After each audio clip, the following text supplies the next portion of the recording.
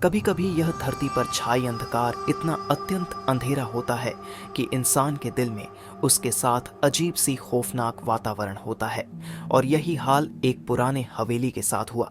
वहाँ की अंधेरी गलियों में कुछ अज्ञात और खतरनाक ताकतें बसती हैं, जिसे लोग जिन्नात कहते हैं।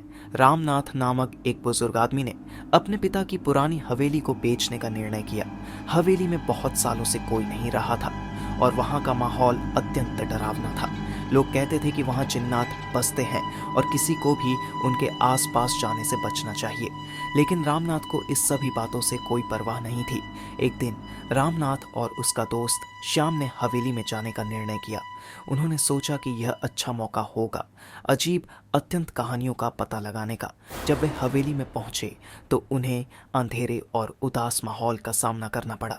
श्याम थोड़ी डरे हुए थे, लेकिन रामनाथ के अदृश्य आत्मविश्वास ने उसे हवेली के अंधेरे को चुनौती देने के लिए प्रेरित किया। जैसे ही वे हवेली के एक पुराने कमरे में पहुंचे, उन्होंने एक खुले दरवाजे को देखा। धीरे धीरे वे उस दरवाजे की ओर बढ़े और वहां उन्हें एक अद्भुत दृश्य नजर आया। एक पुरानी बोतल में एक जिन्नात बंद था। वह रामनाथ और श्याम के सामने वह जिन्नात उनके सामने बंद था, जैसे वह उनको कुछ कहना चाहता हो। रामनाथ ने बोतल को धीरे धीरे उठाया और उसे देखते ही उसका हृदय तेजी से धड़कने लगा। उसने जिन्नात से कहा, कौन हो तुम? क्या तुम वास्तव में हो? जिन्नात ने एक डरावनी हंसी के साथ उत्तर दिया, हाँ, मैं तुम्हारी इच्छाओं को पूरा करने के लिए यहाँ हूँ। रामनाथ को इस असामान्य समय के साथ कुछ गड़बड़ महसूस होने लगा। वह जिन्नात को पूछते हुए थम गया, क्या तुम मुझे कुछ भी मांगने के लिए तैयार हो? जिन्नात की आंखों में एक अजीब सी चमक थी, जैसे कि वह कुछ बुरा सोच रहा हो।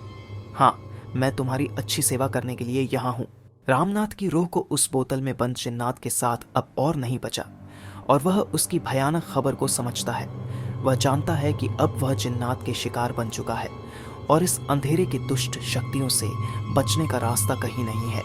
अंधेरे के अंधेरे में रामनाथ की चीखें सुनाई देती हैं जब वह उस जिन्नात की गहरी भयानकता के आगे हार जाता है और उसका नाम भी उस बोतल में बंद हो जाता है, जिसे बर्तन ने सच्चाई की रोशनी में बदल दिया है।